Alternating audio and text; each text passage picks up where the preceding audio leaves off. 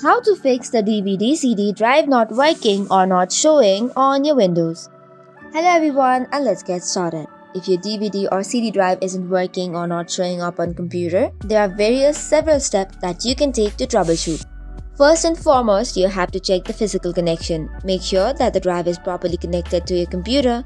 If it's an external drive, make sure that the USB or another connecting cable is securely plugged in. Next step is you can try to restart your computer. Sometimes a simple restart can resolve many hardware and software issues.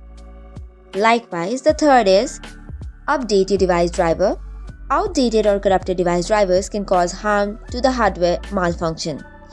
Likewise, if you suspect a hardware problem, try connecting the drive to another computer to see if it works there. If it does, the issue might be the computer one rather than the drive itself.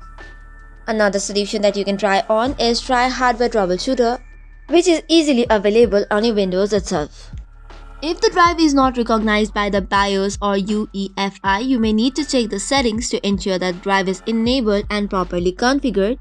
For this, you have to go to Settings, System, Recovery and Advanced Startup. Only then you will be able to change the BIOS settings. So these are some of the possible fixes that you can try on. That is all for today's video. For more such contents, do not forget to hit the like and subscribe button. Thank you and keep watching.